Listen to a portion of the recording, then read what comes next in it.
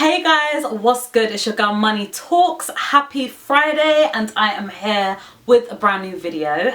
So first of all, I do want to say I'm very sorry because last week I didn't post and I didn't say anything about not posting, and yesterday I didn't post either because I wanted to post today, but I am living my best retrograde life. I am trying to make sure that this Mercury doesn't have me, but I own it. Yes. This week I want to get straight into my topic, but before I do, if you do not follow me, please do at Moniie Talks, and I hope you enjoy this video. Why do I seem so uncertain? I am not uncertain, I could assure you this, but I tell you what, I'm excited because it's my birthday next week, so I'm just like relaying everything that's making me happy and everything that I've done so far that I might overlook to just feel really good about my accomplishments over the last year. But the biggest thing I do want to share with you is a part of me that I tend to do every birthday, and in general I like to check in with myself and see how do I feel about situations that necessarily hasn't served me the best over this last year. So I started doing this when I was turning 24, so it hasn't been that long, but I started sitting down and saying, okay, I need to stop letting individuals take up tenancy in my life rent-free. That's just what I need to not do, okay? And I think very often so many of us get into positions where we don't intentionally mean to allow people to make us feel a certain type of way from the trauma that they may have caused us, but we are emotional beings.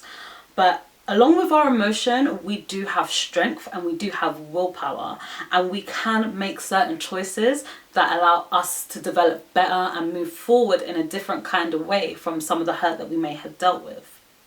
So, for example, I saw a post literally today and I was just like, you know what, like this video is so hand in hand, but the post was basically saying that men will date women and regardless of them being broke and make them have nice lifestyles, but women wouldn't necessarily date broke men and create a nice lifestyle for them. Let me get my words. Now, in seeing this post, I didn't feel triggered, but I was like, well, that's not necessarily true. So to share my experience, I dated someone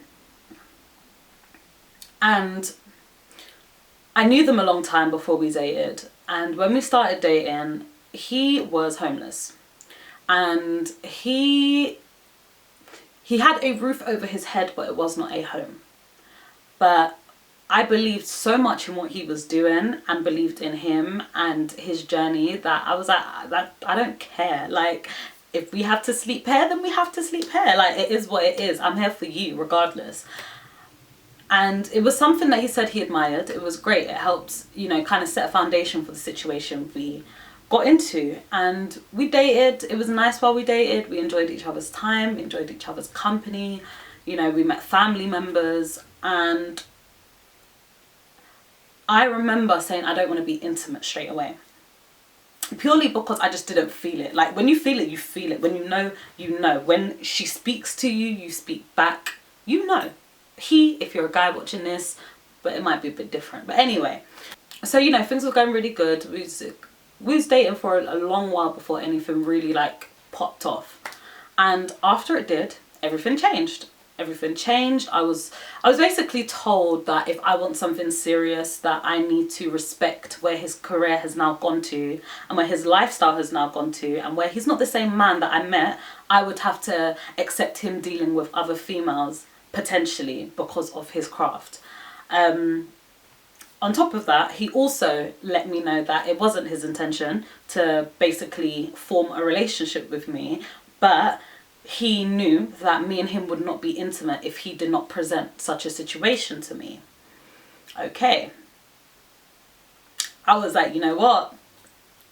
All men are trash. That's how I was feeling. I ain't even gonna act like I didn't feel that way, but it took me, I would say, at least a good 1.5 to 2 years to comfortably get out of the mind frame that any guy that talks to me is talking to me to trick me. And it took me a very long time to comfortably speak about him without getting angry. And that was my main point in how can I address situations of people who have hurt me and broken my trust in a way that I'm not carrying that heavy emotion, because it's not nice.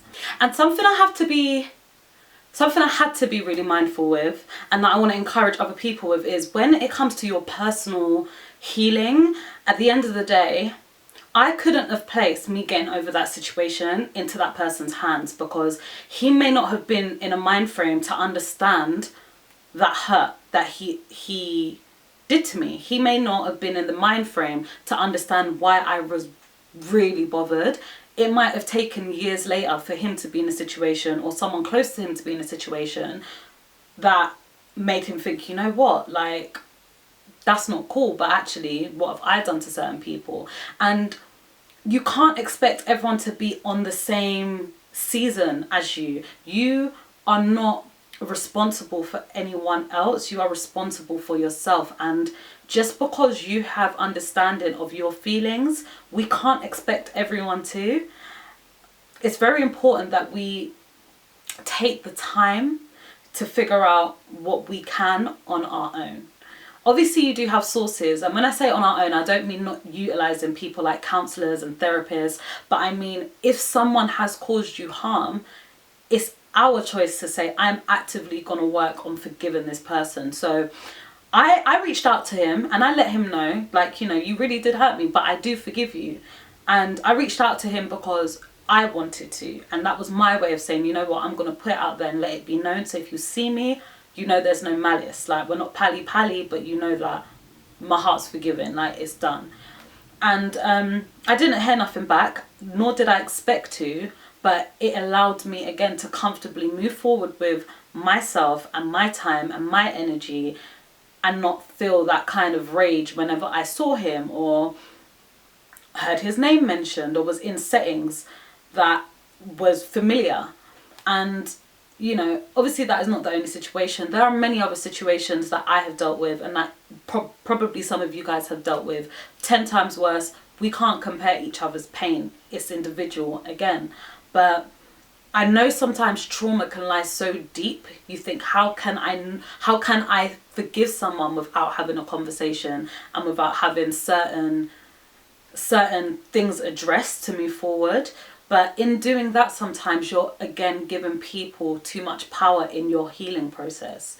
There's something very independent and courageous about saying, you know what, I am going to forgive. And I don't like the idea that often people associate forgiveness sometimes with weakness, because that's an egotistical thing to think. You are doing yourself more justice by choosing to not carry any negative feelings. So by saying I'm going to forgive someone because it allows me to get on with my life peacefully and it allows me to be at peace within myself, that isn't weakness, okay? That is one of the strongest things you could decide to do, because it takes a lot to do something without an explanation, without no real sense and real understanding as to why someone would want to hurt you. Sometimes there is no real reason, and then what? But I think what leads me back to what I was saying, addressing your hurt and that expectation, understanding what you want out of addressing someone who has hurt you is a very big part of this too.